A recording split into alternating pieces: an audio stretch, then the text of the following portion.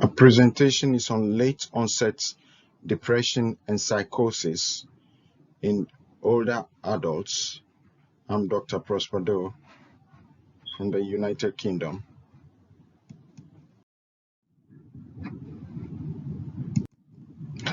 The outline of presentation will be on depression, and then we'll follow with psychosis. On depression, we'll be talking on epidemiology, onset, early and late onset depression, treatment, general rules, depression and vascular disease, prognostic factors, pseudodementia, and then psychosis. I'll be presenting on late onset psychosis, early and late, compared, very late schizophrenia, the risk factors, treatment, antipsychotics, and then I'll make some references and talk about the geriatric depression scale. Depression, the epidemiology in the population aged over 65, the overall prevalence of clinically significant depression is estimated at 10%. And this figure is increased in hospital subpopulations and higher still in residential homes and nursing homes, 15 to 30%. In the community, is 0.5 to 1.5%.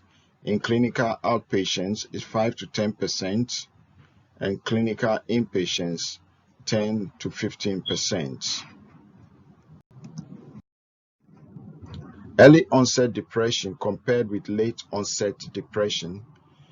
The depressed mood may be less prominent in depression affecting patients in old age, but the elderly people with new or recurring depression are more hypochondriacal and more delusional than in the younger people. Early onset depression is associated more with depressed cognitions, including suicidal thoughts, thoughts of worthlessness, anxiety, neuroticism, higher rates of familial depression, and psychological vulnerability. In late onset depression, however, there's more cognitive impairment, anhedonia, psychomotor changes, and weight loss is severe and associated with life stresses. Severe psychomotor retardation or agitation occurs in up to 30% of depressed elderly patients, and cognitive impairment has been detected in 70% of cases. The frequency and severity of life events, be it physical illness or loss of a spouse, may be greater in later life than in the general population. Grace and O'Brien findings that impact of bereavement life events were more common in those with early onset depression, which suggests that older people may be better able to cope with bereavement, even though they are at increased risk of experiencing them. Studies also found that individuals with late onset depression had specific deficits in attention and executive functions consistent with frontal lobe dysfunction, whereas those with recurrent early onset depression exhibited deficits in episodic memory, which is consistent with temporal lobe dysfunction. The treatment of depression in older adults. The first-line treatment for late onset depression is probably SSRIs, that's specific serotonin reuptake inhibitors, due to reduced side effects and relative safety in overdose. The CNWL depression guidelines suggest sertraline, citalopram, or fluoxetine as first line for depression. Second line treatment, if first line agents are ineffective or inappropriate, are an alternative SSRI, mirtazapine, venlafaxine, which is an SNRI, or lofepramine, which is a tricyclic antidepressant. Now, the choice of medication and strategy is a clinical decision based on patient's preference, concomitant medications they are already taking, and previous response to medication. Also, there's a need to consider psychology therapy that is non-pharmacological as an alternative or a combination with the antidepressant medication. There's treatment-resistant depression, which is defined as failure to respond to 2 or more antidepressants given sequentially at an adequate dose for an adequate period of time. Augmentation strategies may be required in treatment-resistant depression. The advantage is that it builds on previous partial responses to other antidepressants, but the disadvantage is that there's increased possible side effects and tablet burdens.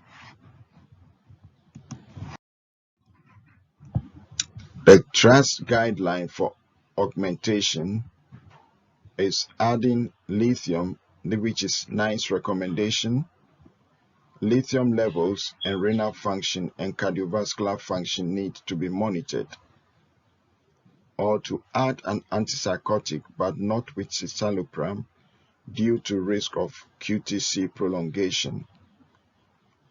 Also, olanzapine, risperidone, quetiapine, and aripiprazole can be added, which is a Cochrane review showing that there's good effect despite increased side effect burden. Combination of mirtazapine and SSRI or venlafaxine is recommended by NICE, and there is a theoretical risk of serotonin syndrome depending on the agents used. General rules are to start with low dose with gradual increases and prolonged trial periods of 2 to 3 months. Long maintenance period of up to 2 years. Depression and vascular disease. Simpson et al. Studied the association between subcortical disease and antidepressant response in late life depression, concluding that a poor response could be expected in patients with vascular depression. There are theories explaining the association between depression and vascular disease. One is there is increased platelet aggregation, and both depression and ischemia may be secondary to atherosclerosis, and recurrent depression across the lifespan may increase the risk of vascular pathology, and damage to end arteries supplying subcortical striatopallido-thalamocortical pathways may disrupt the neurotransmitter circuitry involved in mood regulation, causing or predisposing to depression. Prognostic factors in old age depression. There are good factors and poor prognostic factors. The good prognostic factors are: 1, onset in less than 70-year-old. 2 is short duration of illness, and next is absent physical illness, and next good previous adjustment, and finally good previous recovery. The poor prognostic factors are: 1, severe life events during follow-up period. 2, poor medication adherence. 3, severity of initial illness. 4, comorbid physical illness. And 5th, presence of psychotic symptoms.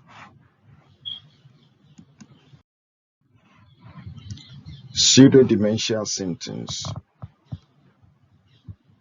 These are onsets which can be dated with some precision by the patient.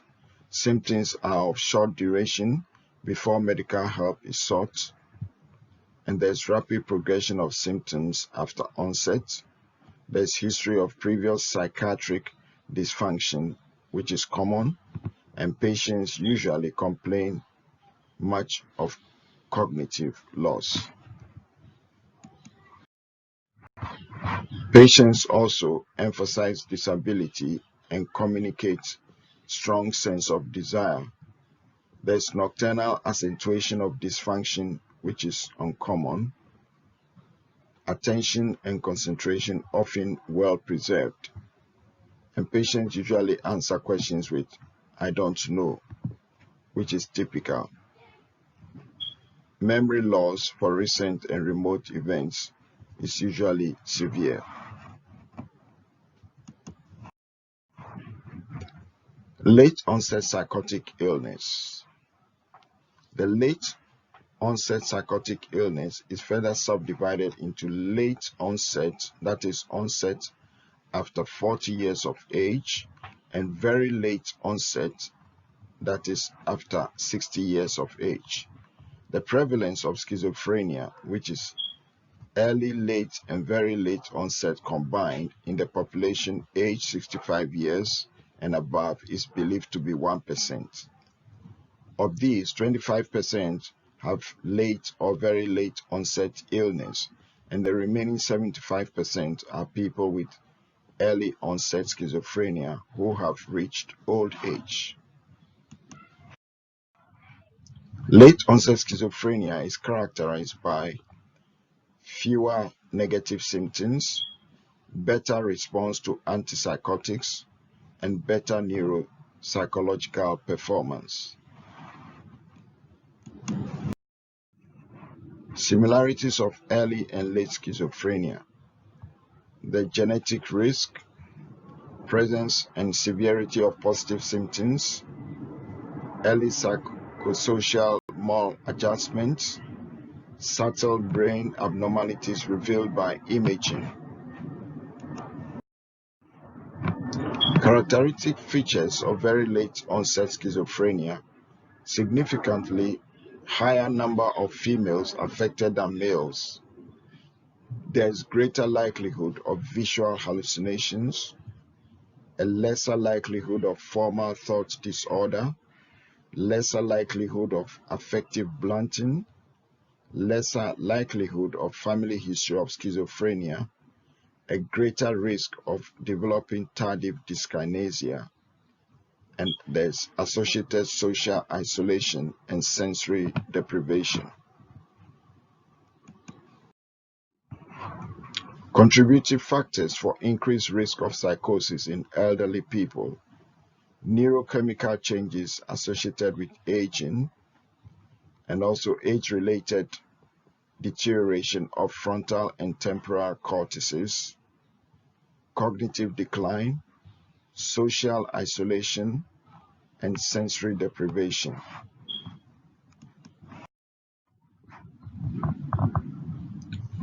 Age-related pharmacokinetic and pharmacodynamic properties: polypharmacy, paranoid and schizoid personality traits, life events, and female sex are contributing factors for increased risk of psychosis in elderly people. Treatment with antipsychotics: there's risk of developing tardive dyskinesia with older antipsychotics, which is increased in older people by 5 to 6 times. There's also risk of CVA, cerebrovascular accidents related morbidity in dementia. There's a need to monitor weight, lipids, glucose level, and other side effects. Antipsychotics and the heart. Many antipsychotics are associated with ECG changes linked to prolongation of cardiac QT interval, which may lead to torsade de pointes, and in rare cases, ventricular fibrillation and sudden death. Although there is controversy over the exact association between QTc prolongation and risk of arrhythmia, rather strong evidence links QTc values over 500 milliseconds to a clearly increased risk. Many manufactured atypical antipsychotics list QTc prolongation as an uncommon side effect between 1 in 100 and 1 in 1,000 patients. Relative QTc prolongation of antipsychotics.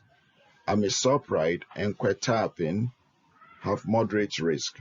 Olanzapine, isolated cases of QTc prolongation, and other data suggest no effect on QTc. Risperidone, low risk. Aripiprazole, little or no risk.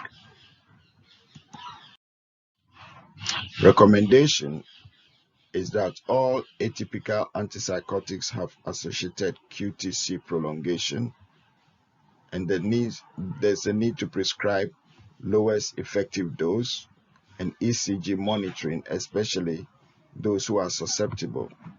And for antidepressants, mirtazapine has no effect on QTc, and SSRI other than citalopram and monoamine oxidase inhibitors have no effect according to the Mosley guideline.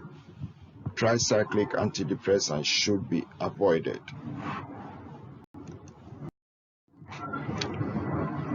These are references for depression.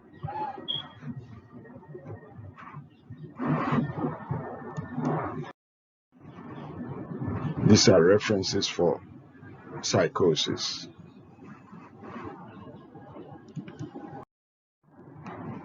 The Geriatric Depression Scale, GDS, has instructions for a score of 1 point for each bold answer, and a score of 5 or more suggests depression.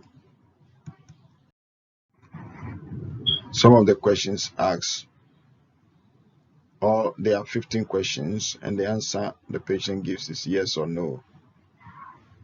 Are you basically satisfied with your life? Have you dropped many of your activities and interests? Do you feel that your life is empty? Do you often get bored? Are you in good spirits most of the time? Are you afraid that something bad is going to happen to you? Do you feel happy most of the time? Do you often feel helpless? Do you prefer to stay at home rather than going out and doing things? Do you feel that you have more problems with memory than most? Do you think it's wonderful to be alive now? Do you feel worthless the way you are now? Do you feel full of energy? Do you feel that your situation is hopeless? Do you think that most people are better off than you are? In summary, we've talked about depression, the epidemiology, onset, early and late, onset depression, treatment, general rules, depression, vascular disease compared, prognostic factors, and pseudodementia. We've also touched on psychosis, late onset, early and late, very late schizophrenia, risk factors, treatment, antipsychotics, and the heart, and made references including GDS. Thank you for your attention.